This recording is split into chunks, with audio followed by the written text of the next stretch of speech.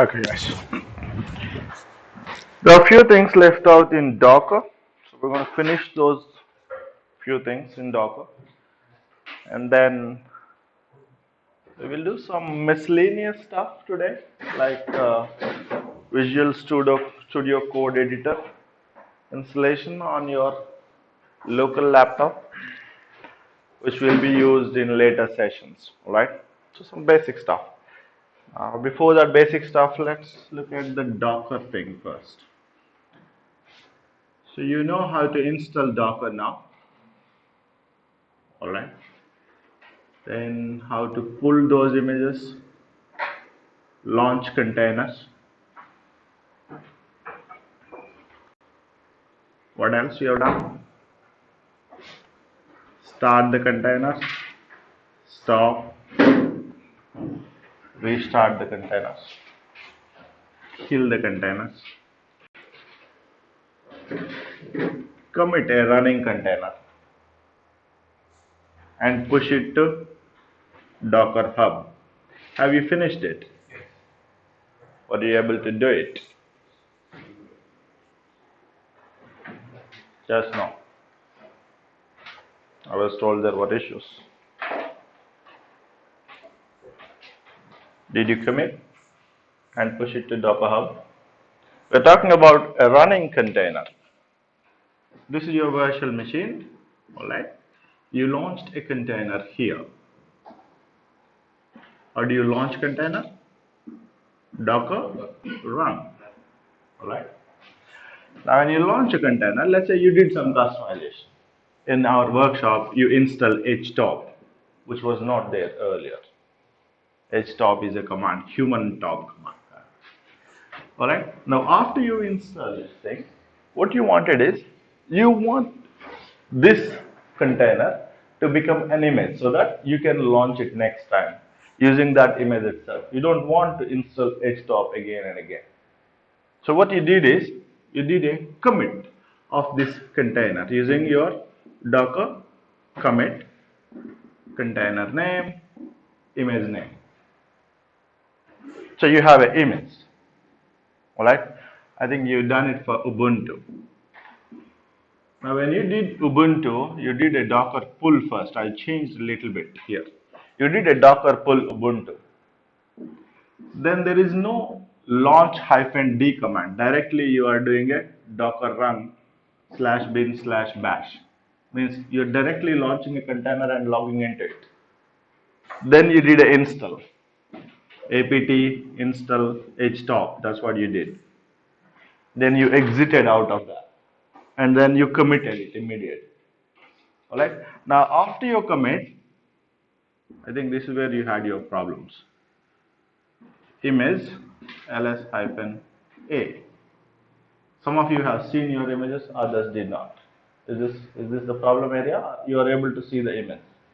You are able to see them? Perfect, no problem then. Then you have the image here. All right. Now, once you have the image, you need to push it to Docker Hub. Now, the pushing thing Docker Hub is the next activity. You created a Docker Hub account, all right? So this is your, let's say this is your Docker Hub.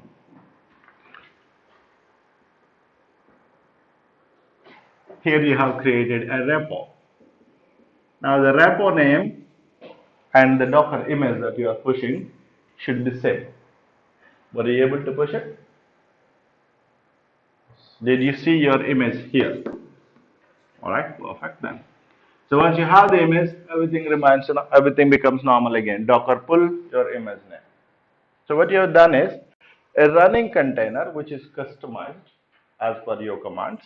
You converted it into an image. All right.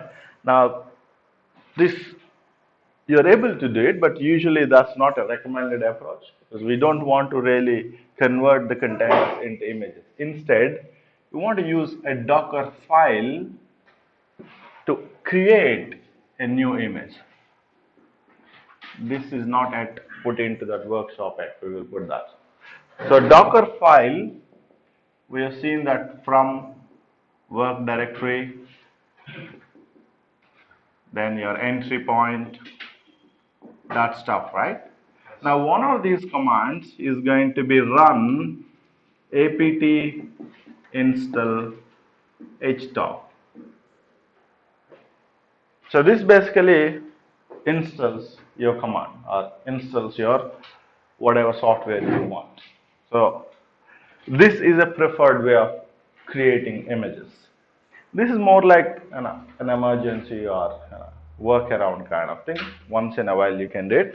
But this is something that a traditional or a more clean approach. We will see that one also later. Now apart from this commit thing, there are two or three things left out.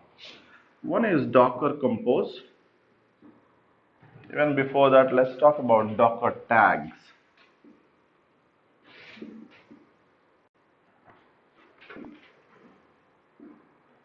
Then Docker Compose and Docker private registry.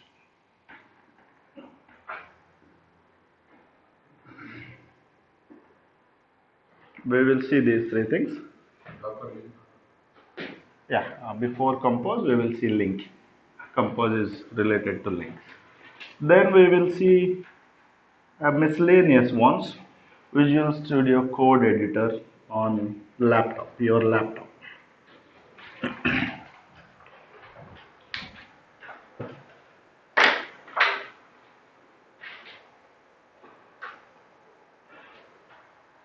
Now, if you go to the document, we're talking about task 11, 12, 13.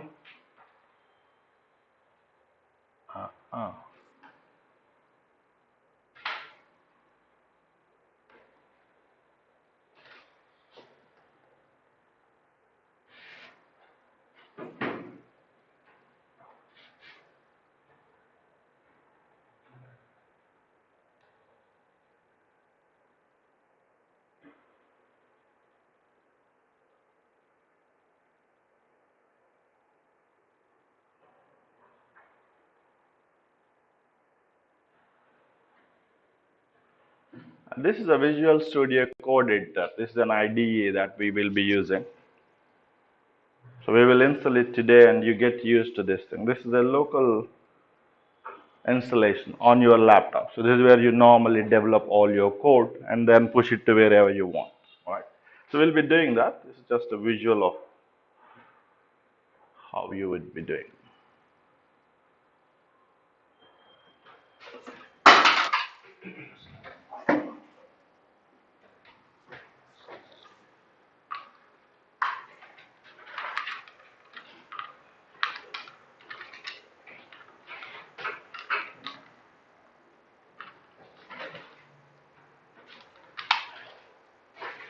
So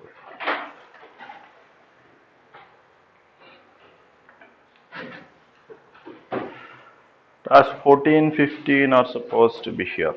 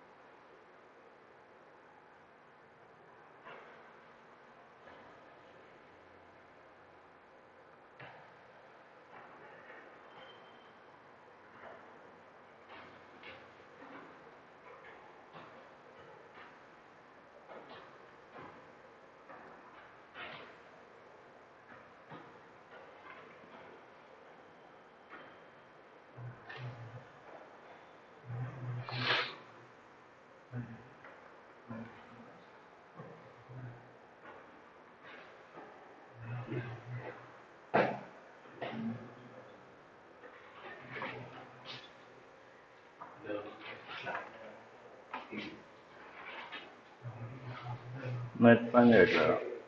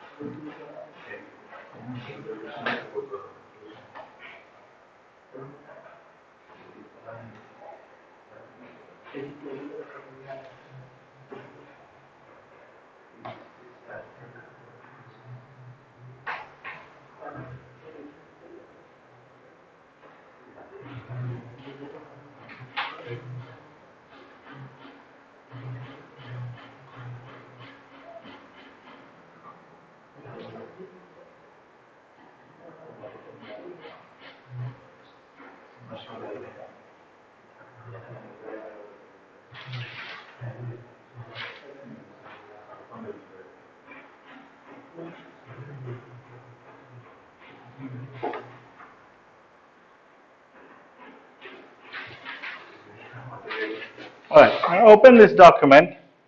We're talking about things related to task 12 and onwards. All the theory related to this thing.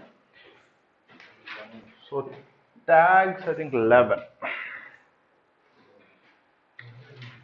Yeah, 11 and onwards. All the theory related to 11 and onwards.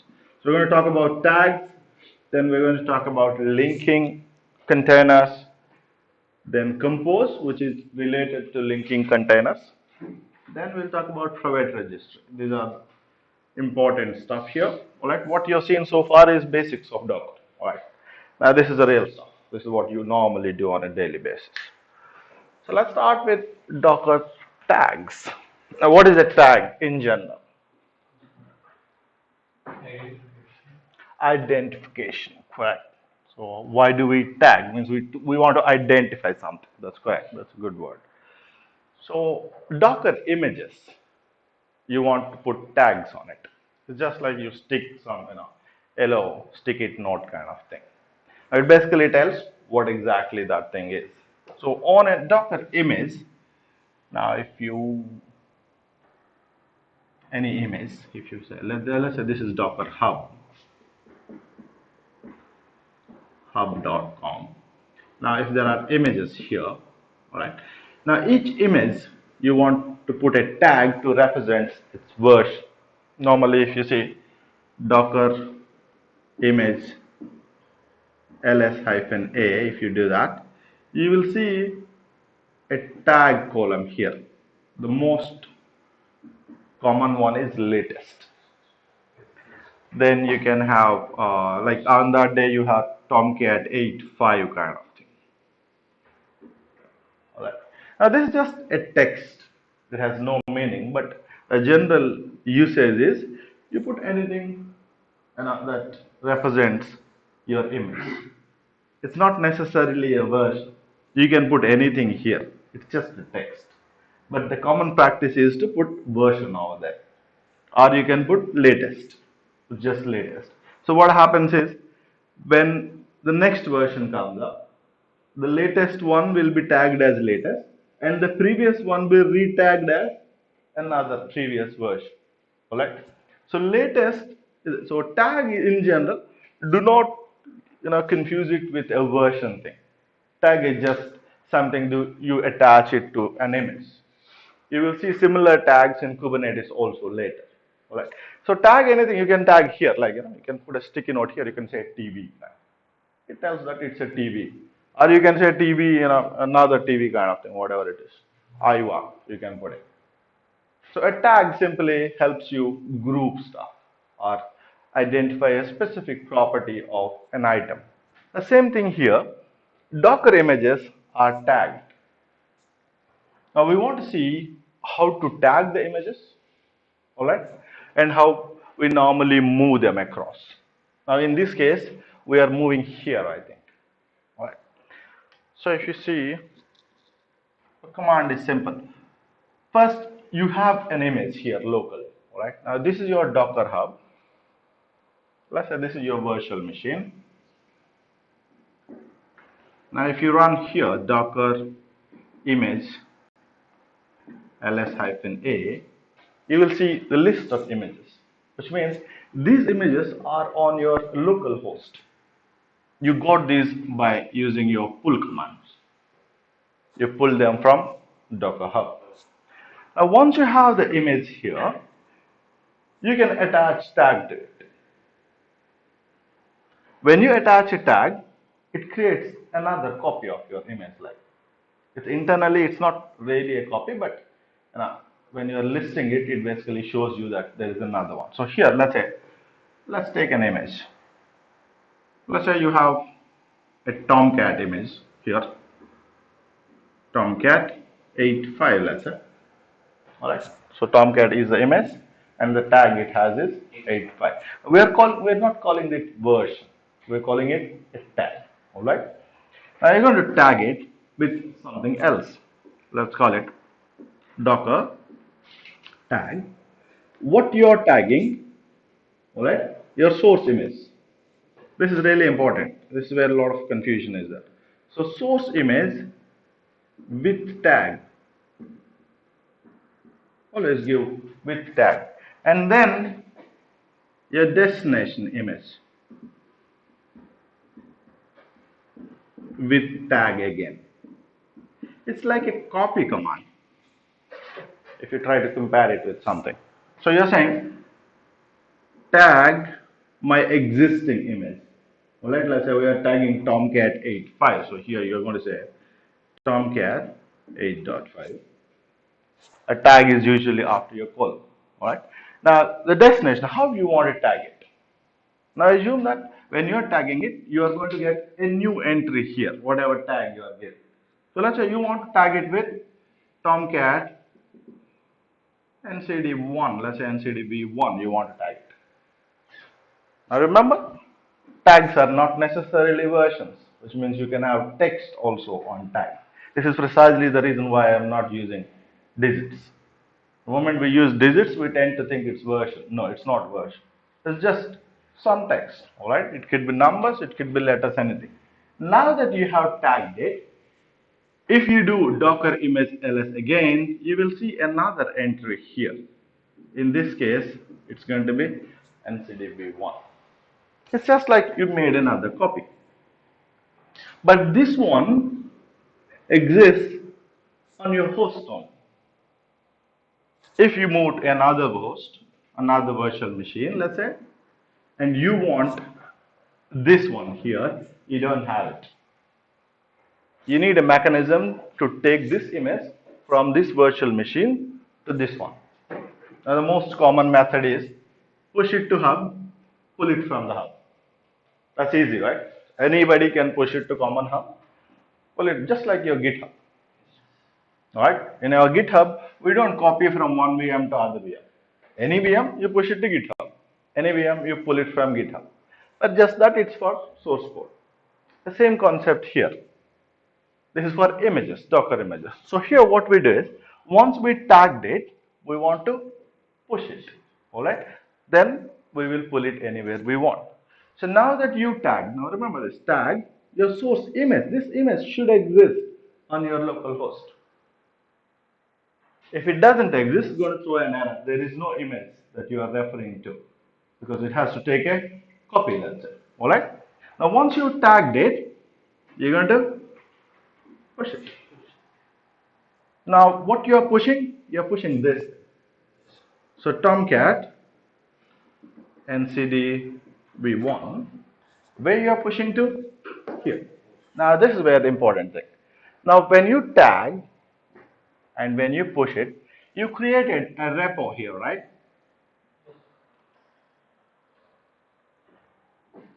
Let's call it repository. This is your repository. This is where most of the confusion is. In a normal repository of GitHub, you will have directory. Inside the directory, you will have files. Whereas in a Docker repository, you won't have any files and directories. There is only one image. That's it.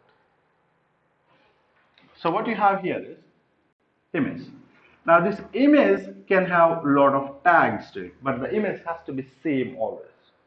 So if you are pushing Tomcat, only Tomcat image will be there in that repo. If you want to push another image, you need to create another repo. So each repo has only one image. That's the most important difference. Otherwise, you will have that confusion throughout your Docker activities. Docker Hub or Docker Hub repo is not same as your GitHub repo. GitHub repo, when you look at it, you can have files, directories, everything. You create a repo, you can put anything into it. Here, when you create a repo, you're putting only one image into it. Now, because you are putting only one image into it, your repo name should be same as your image name. That's the most important thing. So this one should be Tomcat, whatever image you are pushing. Now, once you have the repo name, you can have any versions here. In this case, NCDB1. Later, if you push another image, it could be NCDB2. Later, you can push, means a repo has only one image, except that that image has a lot of versions it can track. That's it. Which means a Docker repo should have the exact same name as the image you are pushing. Now come back to this Docker command. So Docker push, this is the image name. Where you are pushing, this is the repository you are pushing. You are pushing to Tomcat repo. Tomcat ncdb1, which user, whatever user you'd say. In our document, usually you will see encode it docker. In your case, you will have another username, your own username, all right? Then where you are pushing the registry, that's a Docker Hub registry, right? So you will have docker.io. That's your Docker Hub. Docker.io is. Now, if you don't give anything, it assumes that you are planning to push it to Docker Hub. Now, if you have your registry somewhere else, you just have to refer to that registry using its IP port. That's it. And like an Apache server. Registries are just like Apache servers. It's a listing. All right. It will have all the lists. So if you want to send it somewhere else, just give your IP port of that somewhere else. And then, so you have registry, username, repository. Now remember this repository name is same as your this thing. All right. So this is really important. Now once you have pushed it, obviously you have your entry here. Then you can tag again. Let's say Docker tag. We're going to tag this one to another one. Give me the command. I want to tag ncdb1 into ncdb2 also. Tomcat ncdb2. I want this entry also when I do this image ls-a. How do I get this entry? Give me the command. Docker tag. All right. Tomcat. What should be here? ncdb1. Very good. Then the destination. Tomcat ncdb2. That's it.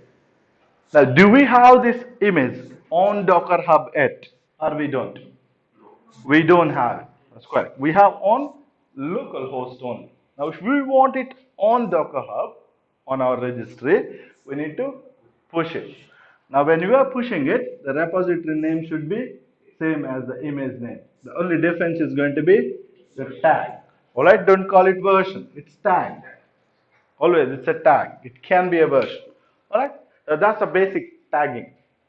So what you normally do is you create images, you tag them, you push them. The main problem you are going to have is this thing only. So if you understand that your repo name should be same as tag name, your image name, all your problems are resolved. The rest of the things are very simple. All right. So you tag it, you push it. That's it.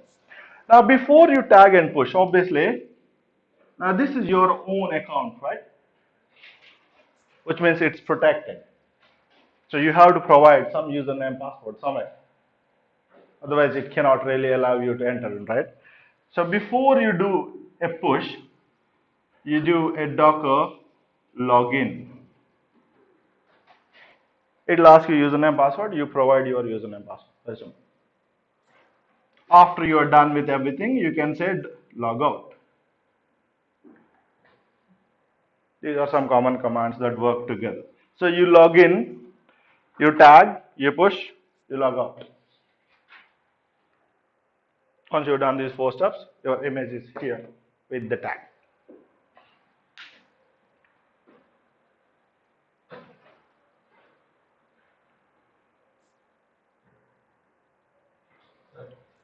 Yes.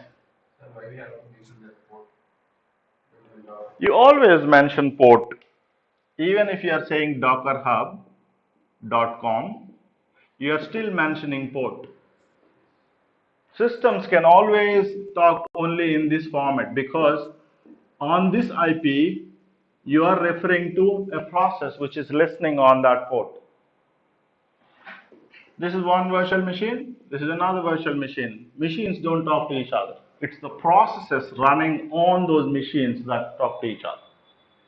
So if you are sending from your host to Docker, you are basically talking on Docker Hub, a process here. So the process port number is 80. So you always have to mention it because of the TCP/IP protocol.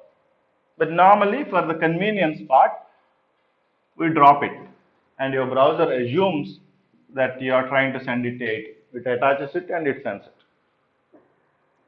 We're always sending it IP port only. There is no other format.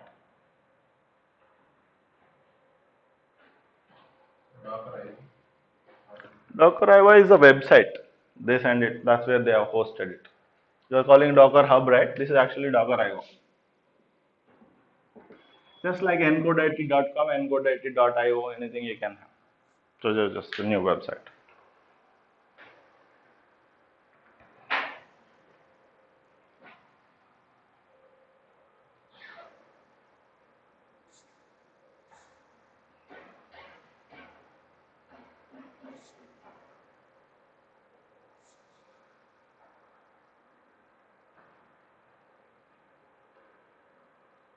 All right, clear with tags?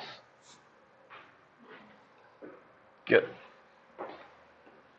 Now let's move on to linking the containers. Why do we want to link the containers in the first place? Think and tell me about it. Single containers are good, right? Why you want to complicate it? Multiple applications. Give me an example.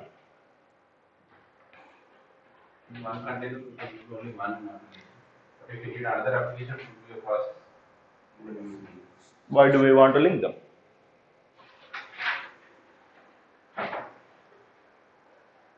If same code is applied to,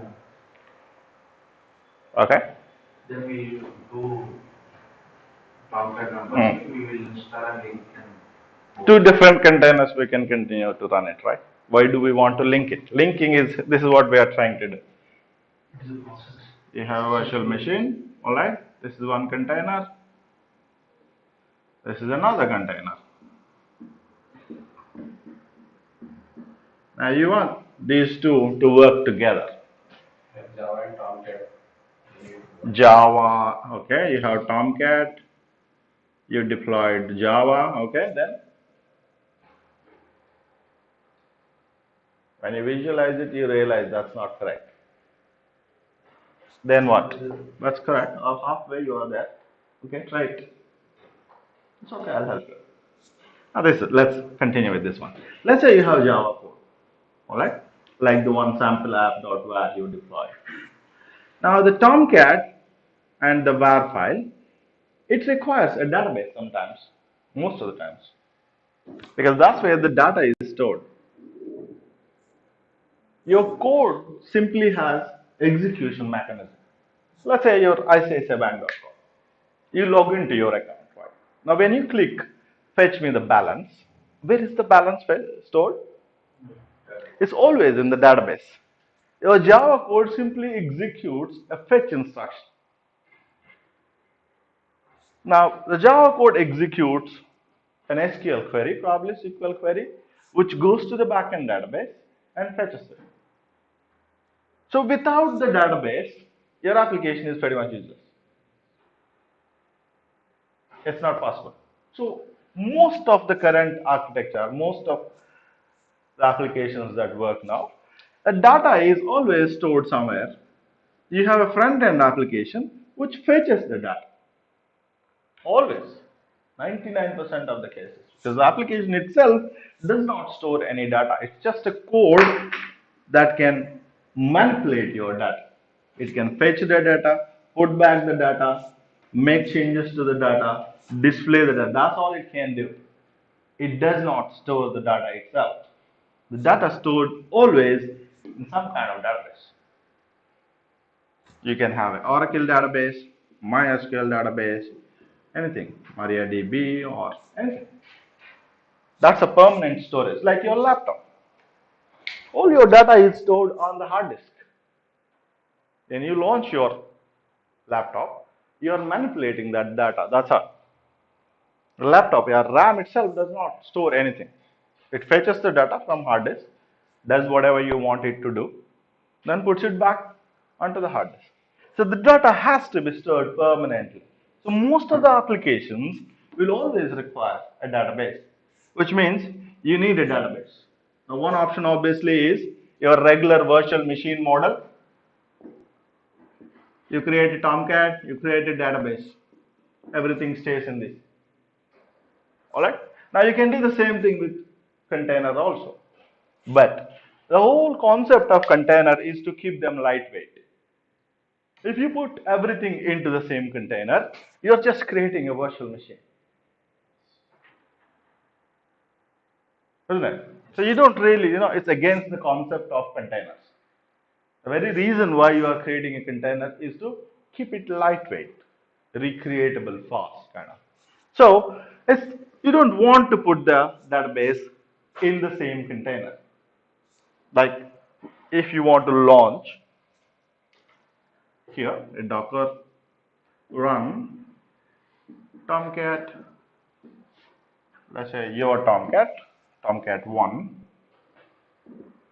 then you are using some image, let's say Tomcat 8.5. And remember, we also said we're not going to use latest. You never know what is latest. We don't probably today it's 9.0, tomorrow it's going to be 9.5. So you don't really want to use latest. Always stick to your version. Alright. So here you launched a container with name Tomcat, double hyphen name. Alright.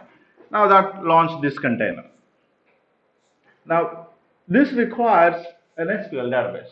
You can install it inside this, which is not recommended, or you should not do it, or you can launch another container, Tomcat, MySQL, alright, 1, and you have MySQL image.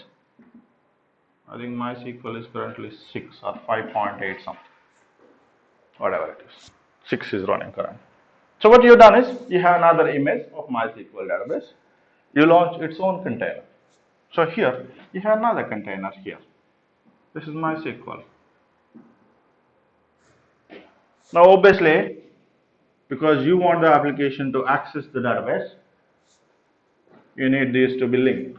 Now when I say linking, what we essentially mean is this container depends on the availability of this container. Tomcat cannot function unless the database is available, any database. So when we say link, this should exist before you run it. So this is actually the opposite way you run it. The sequence of commands. First, you launch the MySQL container, and then you launch the Tomcat container.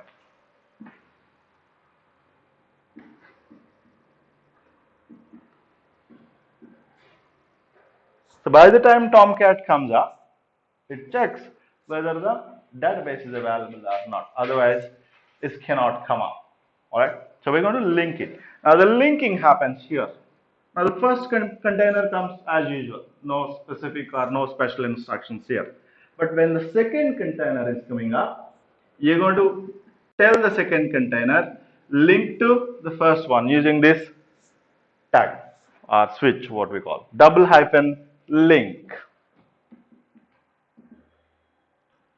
Link to MySQL container here. Container name this is.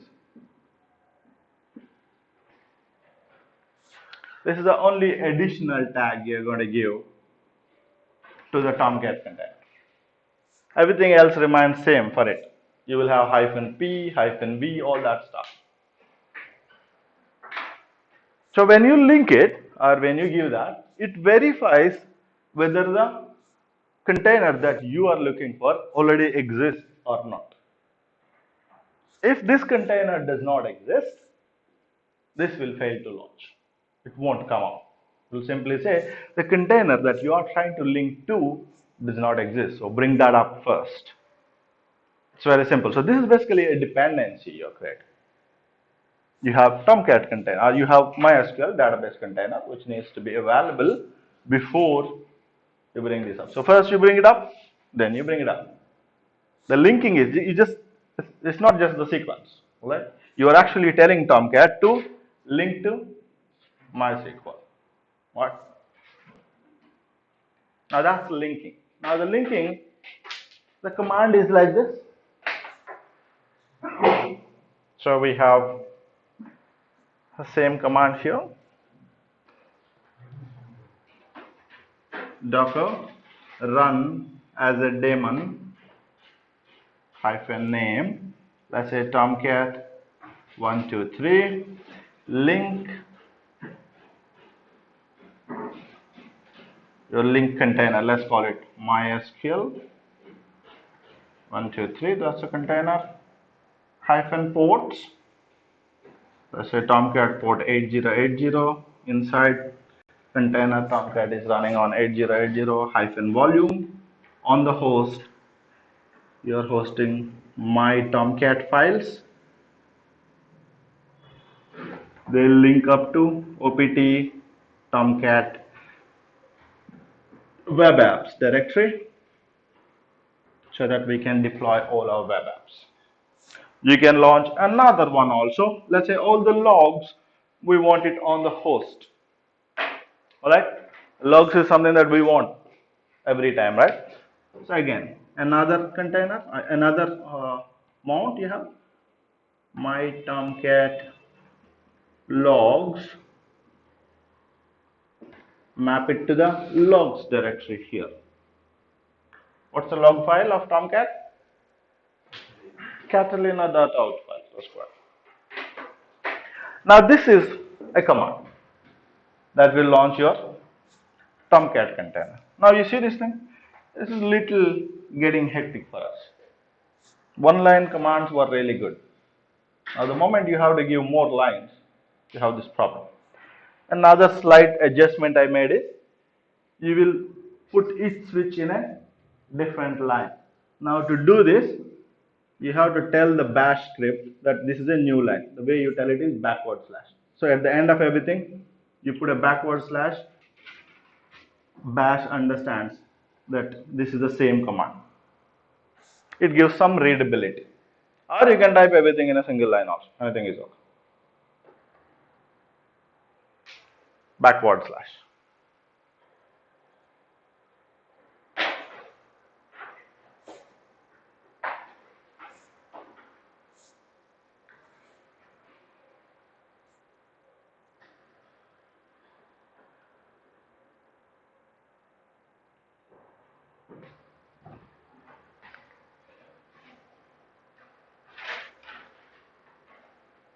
Alright, that's your linking the command. In your workshop, you will have a couple of activities based on these things. You will do those.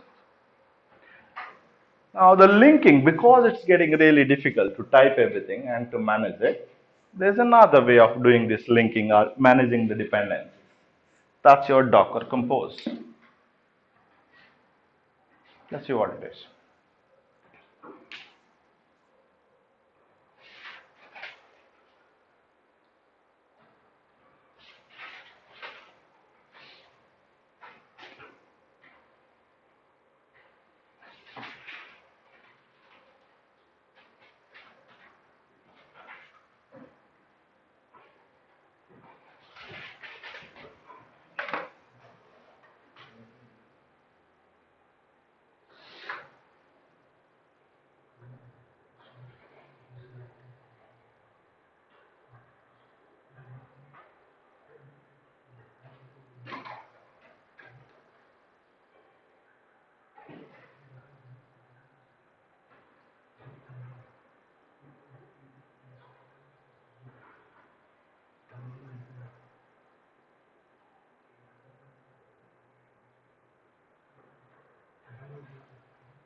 We will take a reference file and then we will talk about it. It's much easier.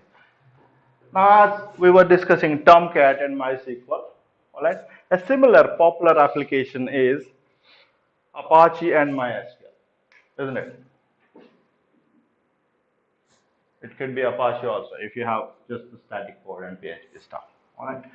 Now, a common application that normally people use is what we call WordPress. So WordPress is like a blog. It's a blog application, open source one, which has Apache front end and MySQL backend. All right. Now this is what we will be normally using everywhere. So same thing here. So run -d. Instead of Tomcat, you're going to have What is Apache HTTP? D. It will again link to MySQL.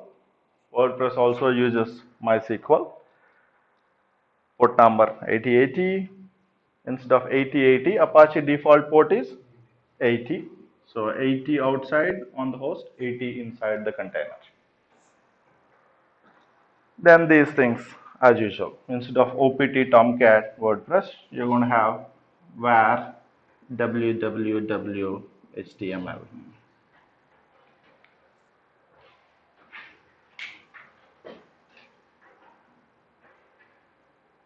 We're going to take a reference of WordPress and talk our Docker Compose.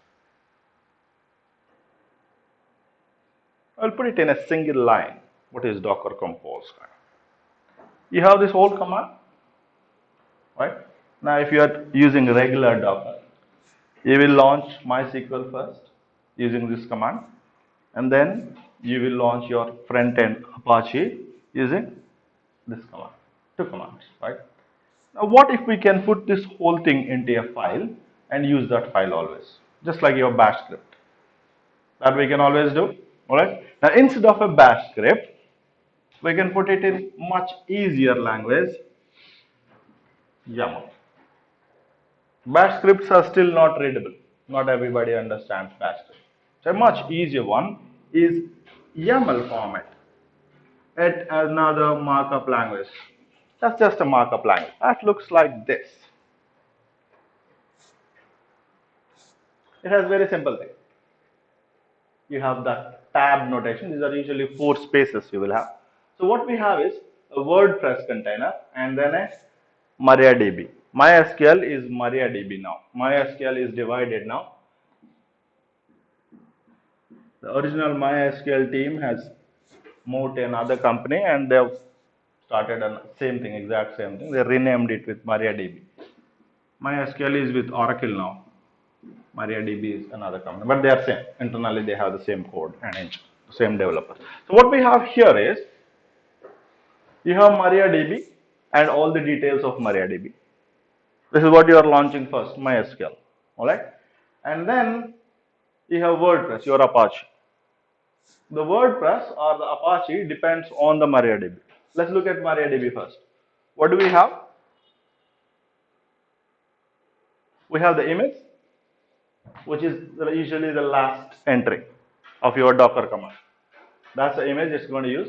It's going to use a couple of environment variables to set up the password for MariaDB and the database name. Both of them were given here. We are passing those parameters. The database name is going to be WordPress. The password for that database is going to be, again, password. And then we're mounting some volumes. That's it. Now, if you see here, MariaDB is not exposing any ports. Do we have to access the database? External users come here and they access Apache on port number 80. Do the external users need access to the backend database? Not necessary. That's the reason we are not even exposing anything at all. But by linking them, you are allowing the front end Apache to be able to access your linked Tomcat server or linked database server. So by linking, you are securing the container which is on the backend. You are not exposing anything related to this one outside. That's why you won't have any ports here. Which means for MySQL, you will not have this entry at all. That's you are securing. You're not exposing at all, which means others cannot actually enter in here. Volumes is this one. Volumes is basically where you put your database. Now here also, for database also, when you are launching a container, whatever data this database requires, all the data stays on the host. Database is simply, let's call it files, let's say, all right? All the files have to be stored somewhere permanently. So you launch the container here, the data related to the database also gets stored on the host using volumes. So that's your MariaDB and database related activity. Now this MariaDB will be used by the front end Apache. Now we are calling that Apache WordPress in this case. It will also have the exact same parameters. Image, that's what it's going to pull. Linking, this is what the most important is. It links to MariaDB MySQL, which is this one. Alright. Now when you have link, the Docker Compose will verify whether this exists or not. It also knows that this has to be started first. So when Docker Compose is reading this file, it reads this, okay, I have to pull this image. It looks at links, okay, then which means I'll have to see whether all the links are already available or not. It will try to launch the first link. Then it comes here, launches everything depending on the backend, this one. Then environment, this is the parameters that we are passing to WordPress here. These are the environment variables. Then ports, exposing 8080 on the front container, right? Then volumes, all the data related to the Apache server gets stored on the local host in that specific area. All right. So what we have here is, instead of having a bash Docker command like thing, you are storing all the details in a YAML file. Now that you are storing it in a YAML file, you can put it into GitHub and you can control it. All right. This is the core of everything. Now all this information is usually put into what we call Docker Compose.yaml file.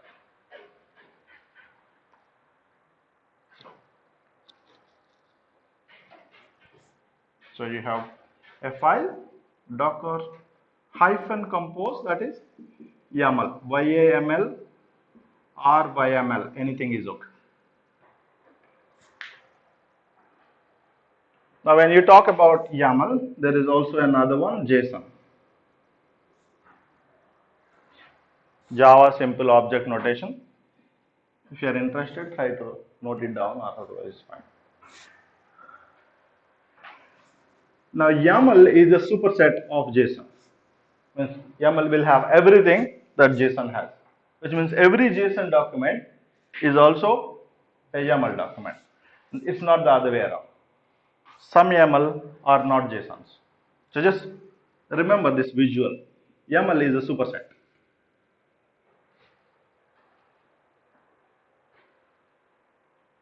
YAML, you have tabs like this, all right? It's all tabs. So here, here, here, here, like this. Whereas JSON is all curly braces.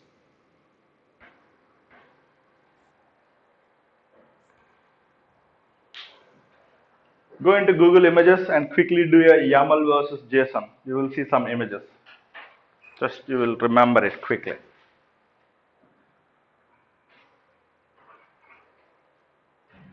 Let's do a quick Google Images check. YAML versus JSON. Go into images, don't read anything, and pick up anything you want. I'm picking this. Yeah, I think this I'm picking up.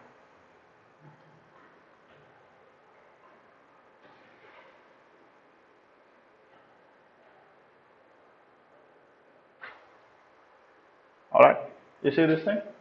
YAML has hyphens, so it depends on tabs, whereas JSON has curly braces. Same data can be represented in any format. Earlier, we used to have XML. XML is really confusing. There are too many tags and everything. Now to simplify XML, we came up with YAML and then JSON. AWS uses JSON most of the times. Right now they are allowing YAML also. Any one of them is more than enough for you, right? For now. So what we have is a Docker Compose file, and inside the Docker Compose file you have all your containers. Now these are called services. So what Docker Compose does is it launches the services. So initially it launches the service MariaDB with all the details related to MariaDB, and then it launches the service WordPress and here you have a link. So all the linked one will be done first and then final. So the dependency will be managed by Docker itself. Now the commands, let's quickly look at. So you have docker hyphen compose. Now this is a different command. It's not like docker, which means when you install docker, you don't get docker compose. You have to install docker compose separately. And just like any other installation, this is also simple. Apt install docker compose. Then you have a bunch of docker compose commands. We will see those important ones. But the most important thing is when you launch Docker Compose, it looks for Docker Compose file. And in that directory, let's say you have D1, you do a CD to D1 and then you launch it. It looks for this file. You can do another CD to D2. Under D2, you can have another Docker Compose.yaml file. So if you are launching multiple containers, all the linked containers will be in one Docker Compose file and they will be in one directory.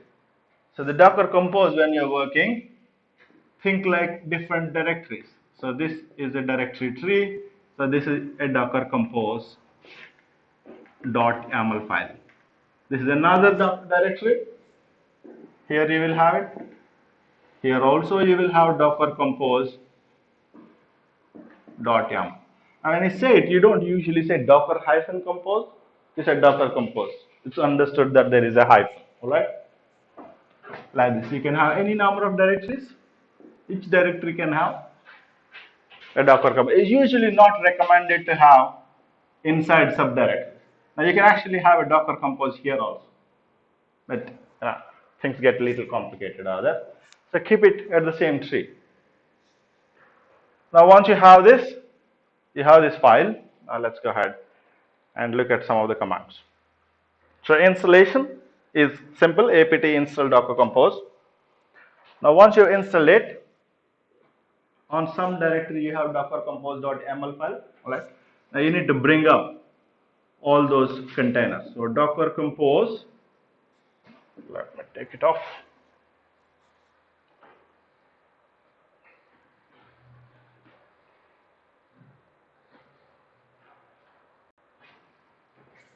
These are list of commands for docker compose. Docker compose, all small letters. Alright, you're going to bring it up. You bring it up as daemons -d. Now when you run this command, it looks for docker compose YAML file and it brings up all the containers. It pulls all the images, brings up all the containers. Alright? Then you have a couple of other commands. Once you brought them up, what you normally want to do is our logical sequence. Think like you're working here. Now you launch the container. What you want to do immediately?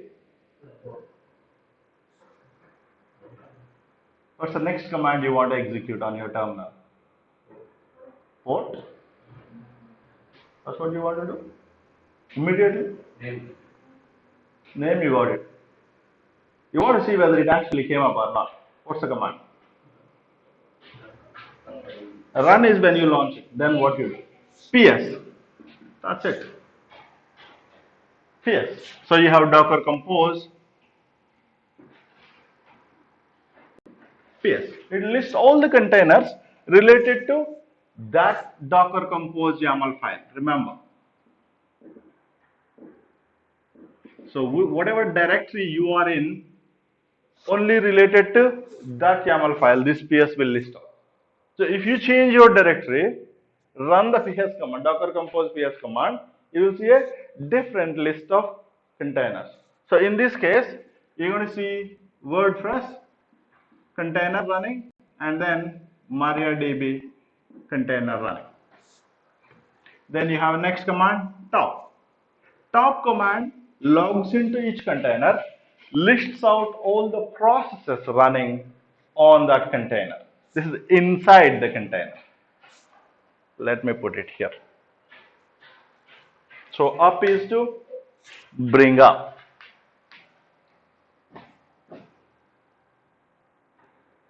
Start or launch containers. This is to list containers. This is to list process inside containers.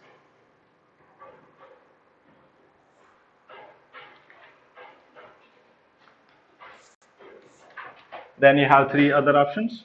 You can stop all the containers. If they are not responding to stop, you can kill the containers. After you stop or start kill, you can start all of them. All three will come together.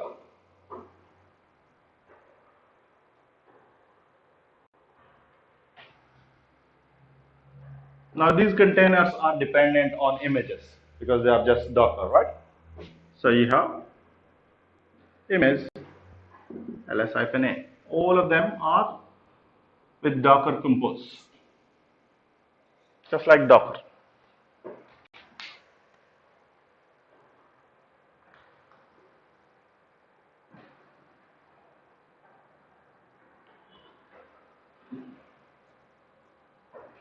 That's more than enough. There are a lot of other commands, but this is more than enough.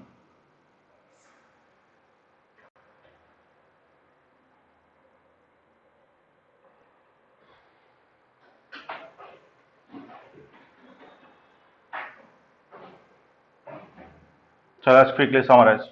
What is Docker Compose?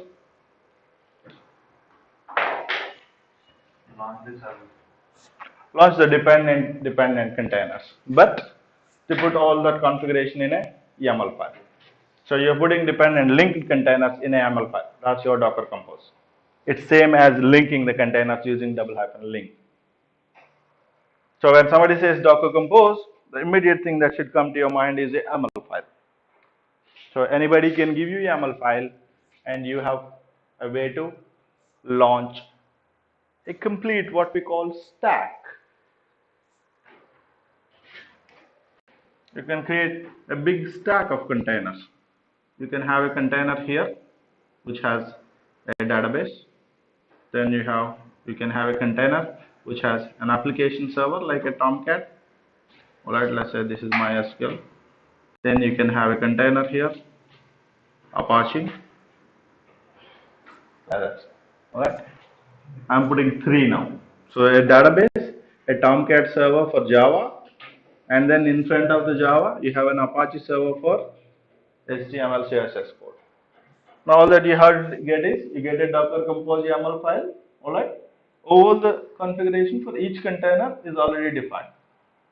This is the first one, this is the second one, so you launch this one first, then this Tomcat will be linked to this one, Apache will be linked to Tomcat. That's how your YAML file looks like. And all that you have to do is run a single command. That's it. Very simple.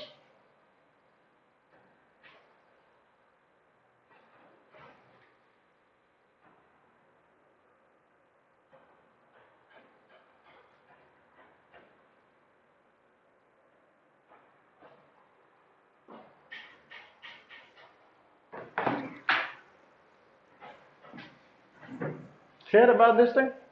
You will have on workshop. You will have that active. Now let's look at private repositories, or what we call private registry. A repository registry are the same. Yes. They are same. Or it's just a different name kind of thing. So repositories, registries, they are same. Now the registry that you are using is a public registry. What was that registry? Docker. That was the registry you are using, isn't it? That's where you pulled all the images from and pushed your images to. Right. Now the problem with this one is it's a public repository. Means even if you have an account, even all your images are accessible only to you, you still have to access over the internet. Let's say you're sitting here, all right? You have a virtual machine.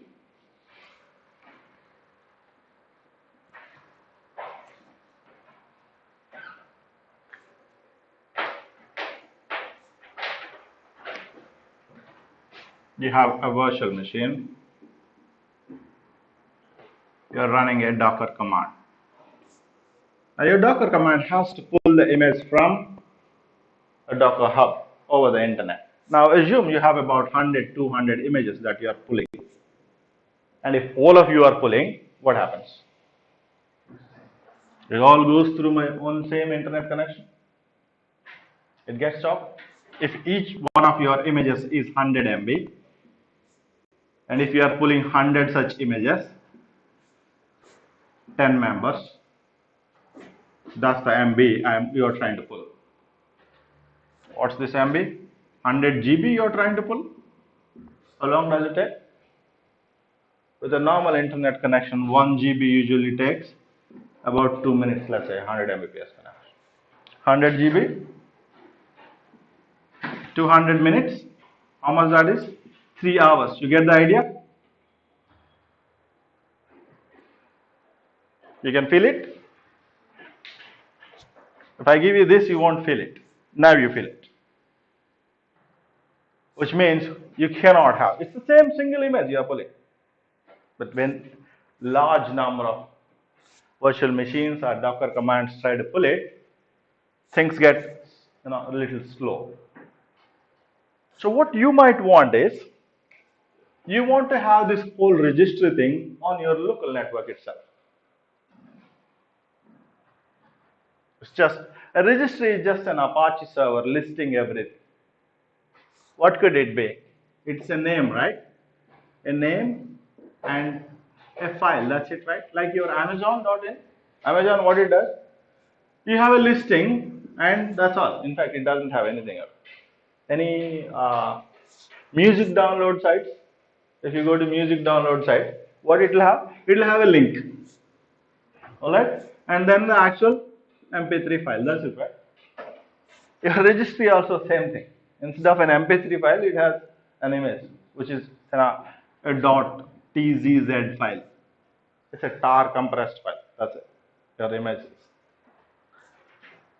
Which means you can have the same thing on your local host also or local network also. You just set up an Apache server and put all your tar files onto the hard disk and then allow access to people onto that Apache server. Conceptually, that's what it is, a registry, nothing more than that. So you can set up your registry over there. So instead of using a internet or cloud registry, you can set up your own private registry for two purposes. One is to handle the load, and for obviously for second thing is usually a lot of people say security, but still these guys also provide security. But if you have a legal obligation not to store it on public repositories, you'll have to store it on your own. For example, let's say you're a bank. Now, when you are a bank, and if you are storing images on Docker Hub, the RBI asks the bank. Let's say ICICI Bank is storing everything on Docker Hub. Now, the RBI is a regulatory authority, right? Now, RBI is going to ask ICICI, okay, you put Docker Hub over there. What's the guarantee that they won't take the image? You are giving it to them, right? What's the guarantee they won't take it? Now, ICICI Bank will not have any answer to that. Instead, what they'll say, we're not giving it to anybody. Everything is in our network. Our network is already secure. Then everybody is happy. Alright, that's the regulatory requirement it's for. So either you want to reduce the load on your internet connection or you have a regulatory requirement. That's when you want to put your private registry.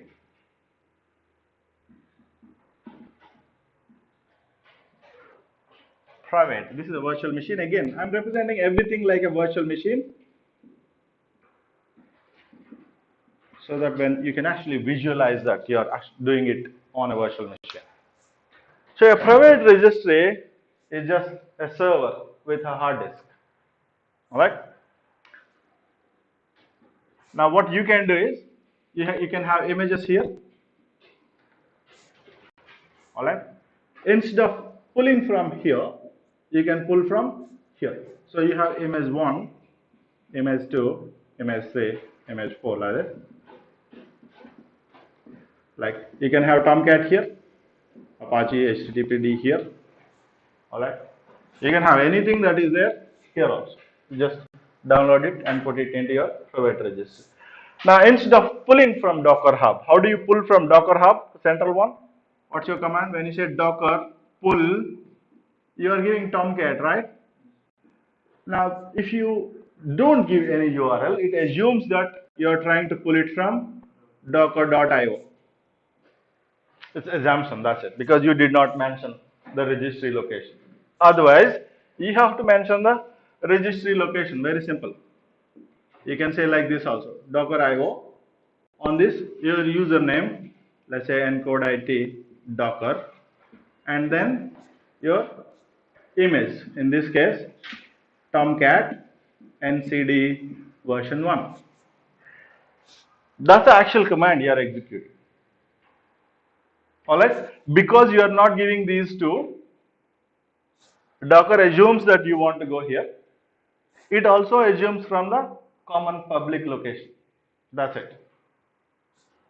Now, if you want to specify all these three things for a private registry, you just give these details. That's it. So instead here, let's say this one, you are running it on 192.168.12.10 on port number 8080, let's say, or 80 itself.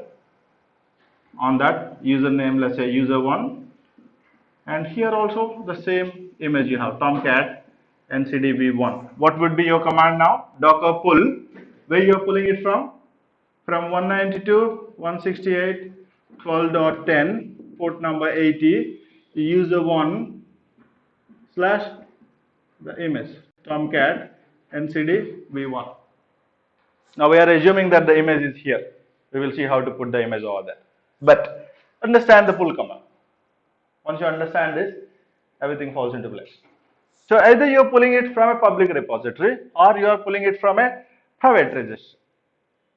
All that you are doing is you are telling where the registry is, what's the username on the registry, and what's the repository and the image on that registry. Very simple thing, logically.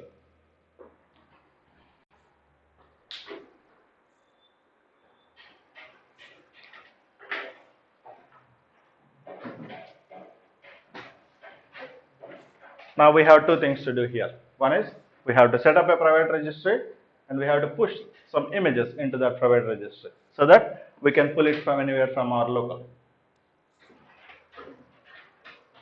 So step one, set it up, or let's say install. Push images to your private registry. Now the installation, we are saying this is at Apache or a Tomcat server, right? Which means we can launch it using a container. I get used to containers. Stop thinking about that apt install command. You should get out of your life eventually. The only thing that you will ever run is Docker run, Docker run, Docker run. That's why it's so popular. Then comes your Kubernetes, Kubernetes, Kubernetes. What? Only these two things. So if we want to launch a Apache server or a simple server, we can launch it using a container itself, right? So Docker provides a registry container. It's called registry2, and you can launch it using a very simple command, docker run registry. I'll just show it to you. Later you can execute it. If you go on to your document, I think that's the last task.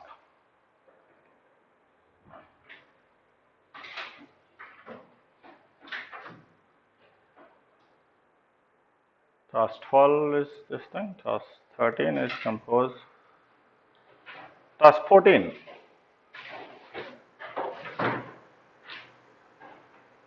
Oh, I set it up using compose command. Let me show you that compose. It's just a Docker command, so I thought we will use the compose command itself.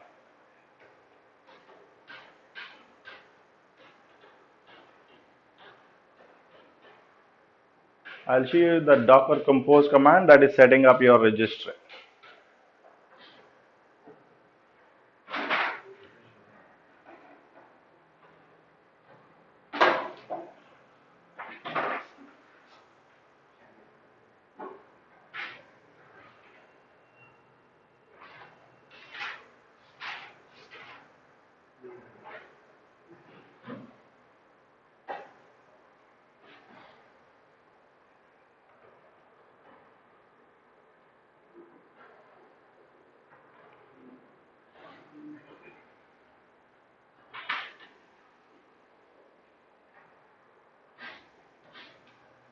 This is your registry compose YAML file.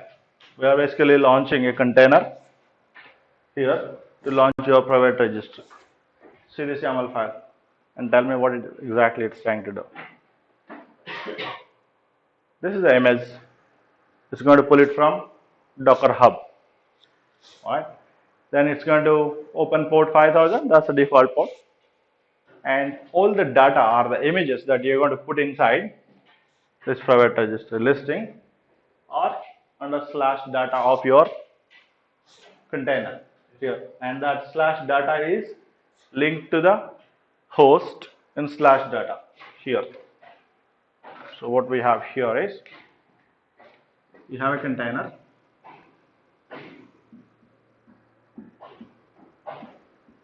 This name is registry. This is version 2, I think this is. Alright. So this is registry, and inside this registry there is a data directory, and that data directory is linked to data directory on your host in any current directory, wherever you run the compose command. So what you're going to do is you're going to create a directory D1 here. You're going to have a Docker compose file, or you will simply do a git clone. Alright. Now you got the Docker compose file. How do you launch the registry? What's the command?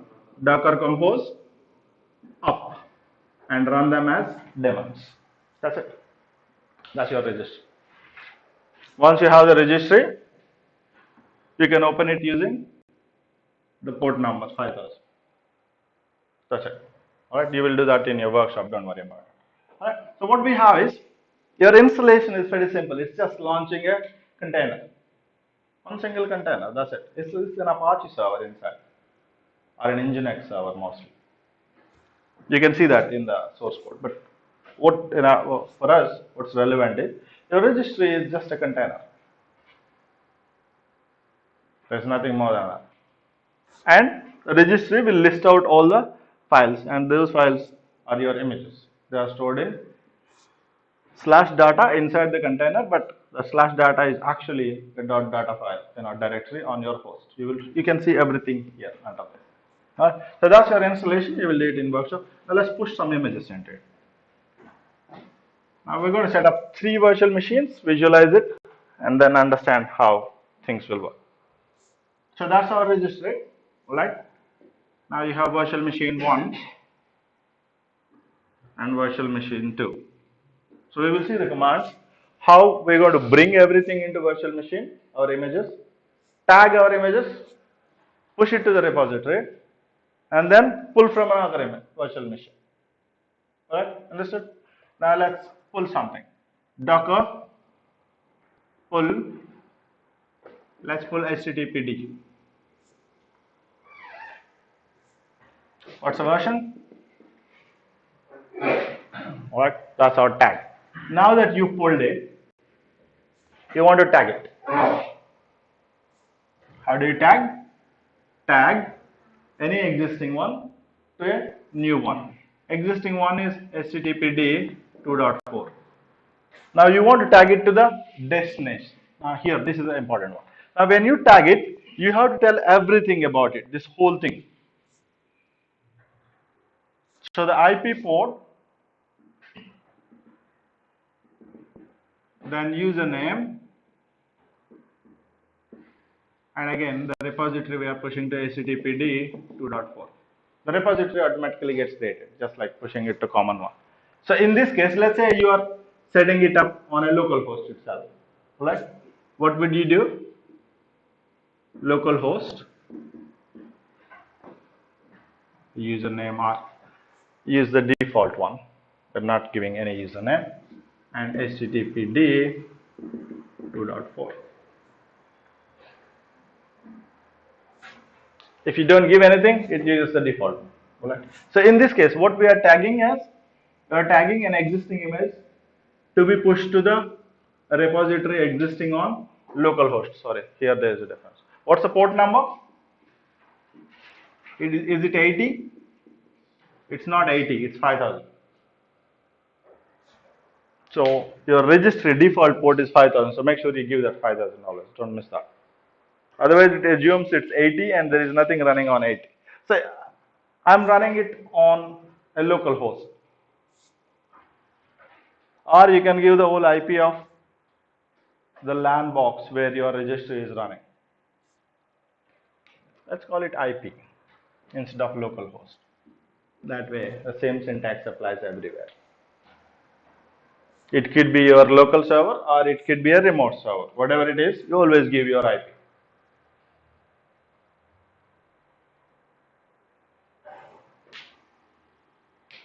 Now that you tagged it, what you have to do? What will you do now? You're done with your tagging. Normally, tagging, pushing. Same thing everywhere, whether it's Docker Hub or your private register, everything. What's the next command? Docker push. You will push this thing, IP 5000 slash httpd 2.4. Now, before you push, you may want to check whether the image exists or not. Docker image ls-a.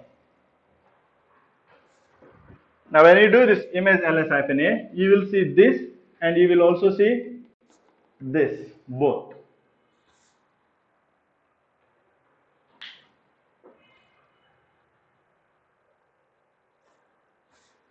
So when you do a push, with your pushing, you are pushing to this IP port. This is where the registry is. So here you will get your this thing, httpd 2.4, whatever it is. Now here you have all the images, right? Once in a while you want to see what are the images available on your private registry. You do a curl command onto your registry. So curl -x get the catalog, get -v2 catalog. It's there in your workshop. Now this one you give HTTP IP port. So you are sending a request to your registry and you are asking for catalog underscore -v2 slash catalog. It's on your document. You can refer to your document. Only thing earlier we are familiar with -i. This will give you the return code. Now we are actually getting everything from the catalog. So this will list out all the images available on your repository. You can see what are the images available on your repository. Alright. So what you have done is you've taken something from your public repository. Alright. You tagged it for your local repository and you pushed it. Now your image is here on your local network. Once your image is on the local network, you can pull from the local registry itself. You're not going to pull it from here. So your next pull command is going to be a complete syntax. So you give the IP port of your registry, username, and image.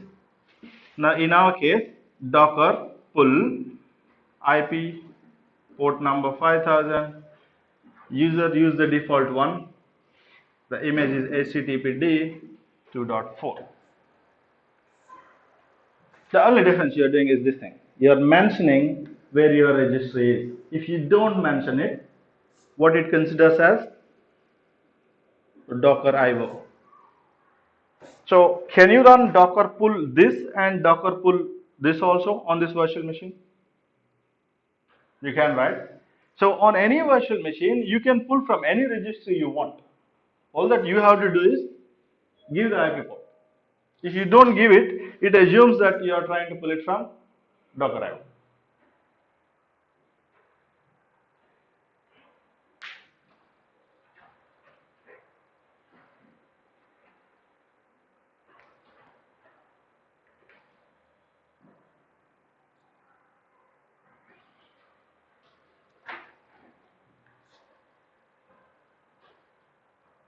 Alright?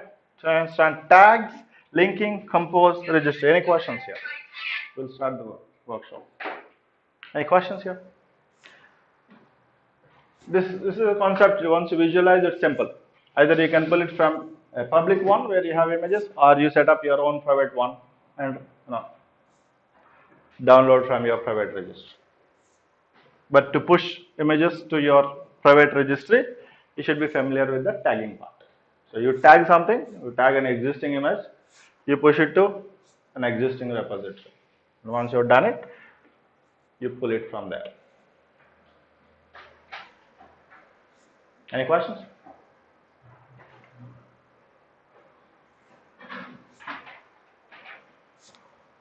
Perfect.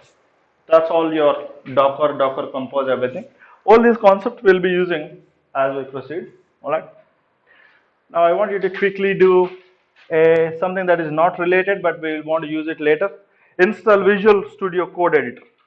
Visual Studio Code Editor is just like your notepad, right? Except that it has more features, usually used by all the people for coding. Now here is the question: if it is used for coding, why are we doing it? What do we want to code something? We are not developers. That's your general complaint. So why do we need VS Code?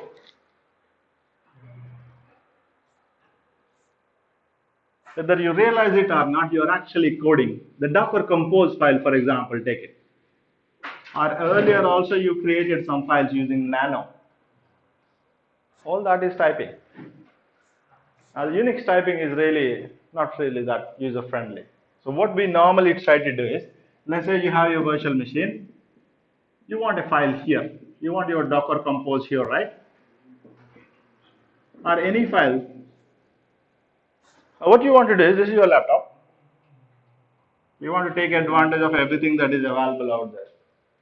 Now you can have a nice integrated development IDEs, these are called.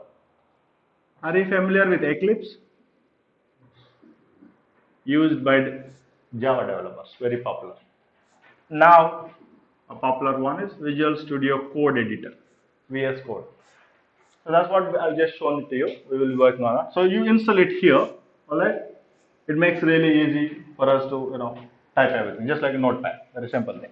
Now you do everything here. You link it to your GitHub. You have your personal GitHub account or enterprise GitHub account. So you push it everything. Now to push it to GitHub, what you should have here? What's the software you need here? You obviously you need a IDE to edit your files. The IDE cannot push it to GitHub. What can push it to GitHub? Which software? How you are pushing it to GitHub from your Linux machine? What's the software you install?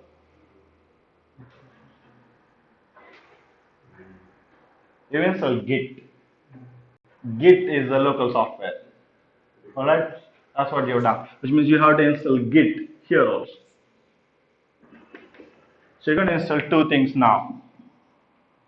Go to Google, search for VS Code, install it. Search for Git for Windows, install it if you are Windows. Go ahead and finish it. Tomorrow onwards we'll be using these things. Go to Google, search for Visual Studio Code Editor or VS Code Editor.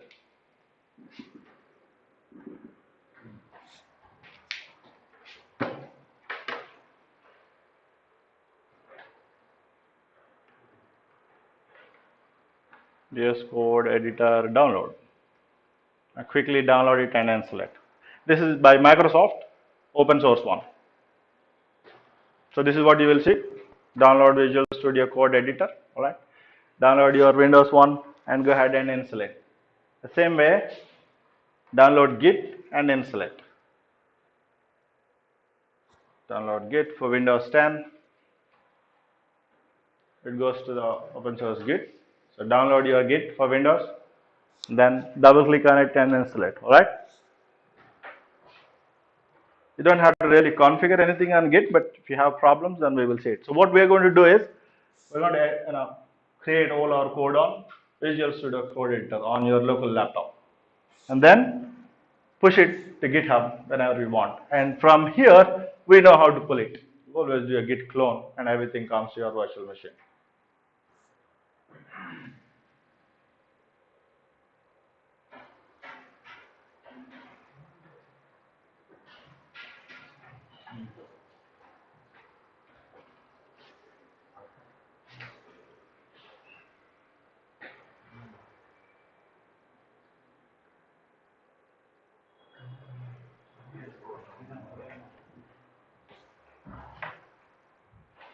Sandhya? Version connector one.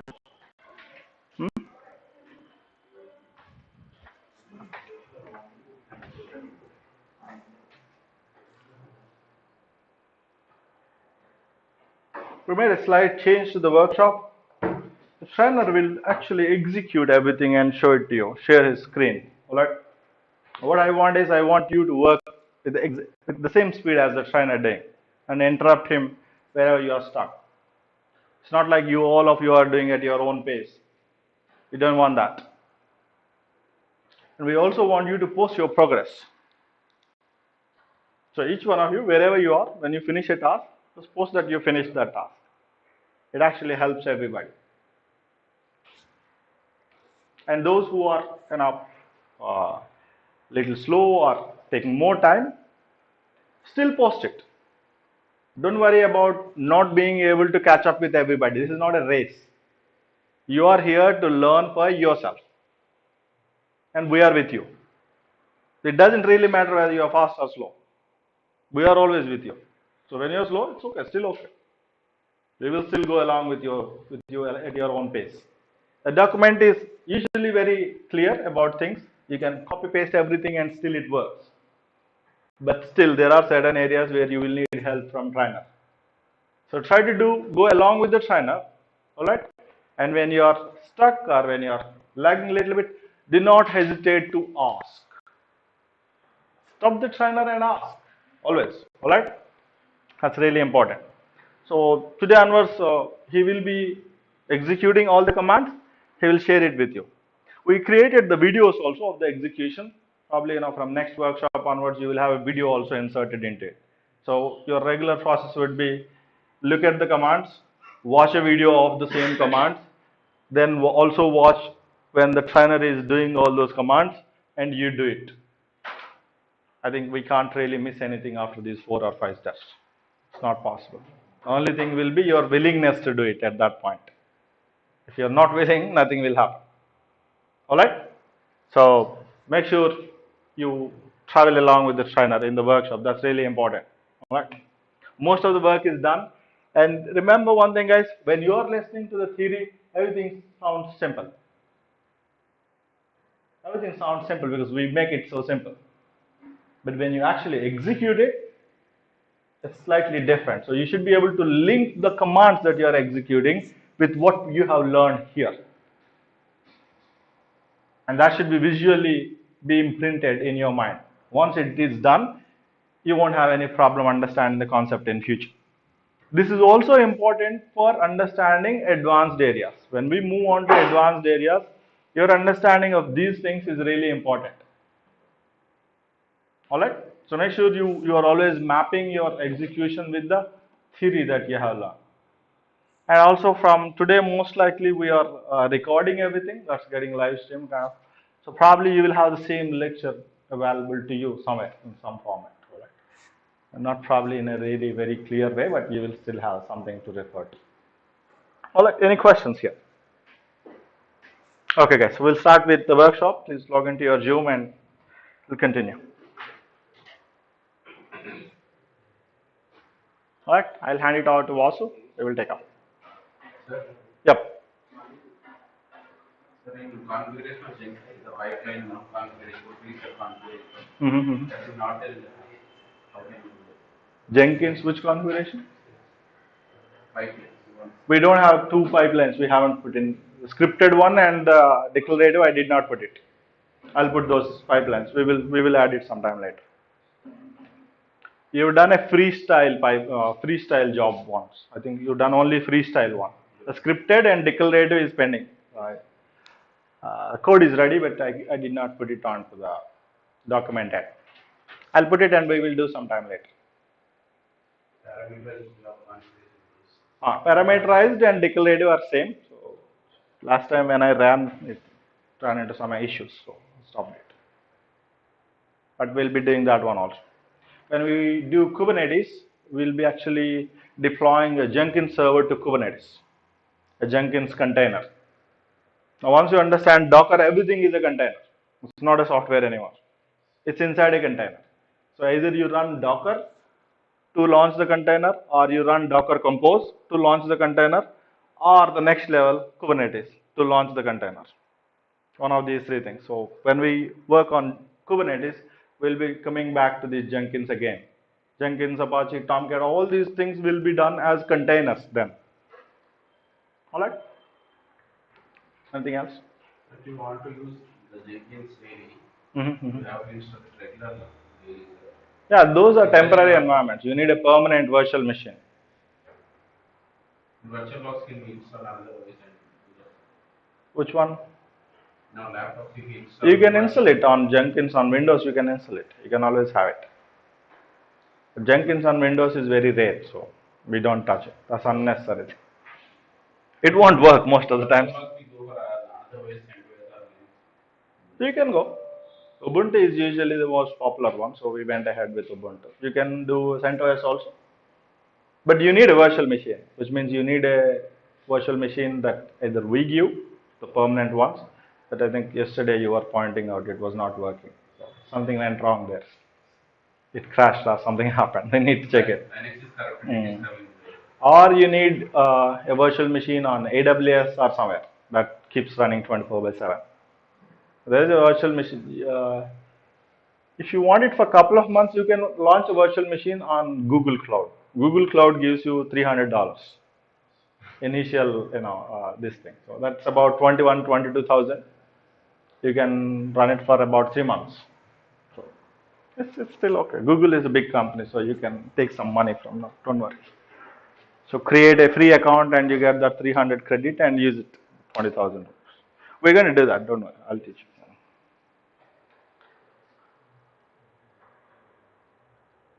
All right.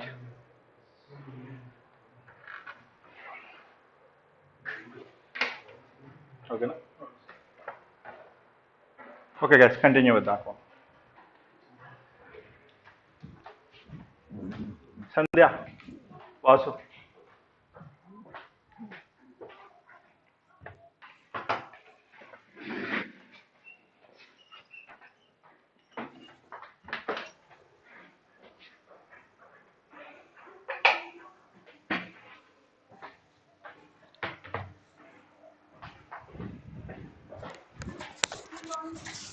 No?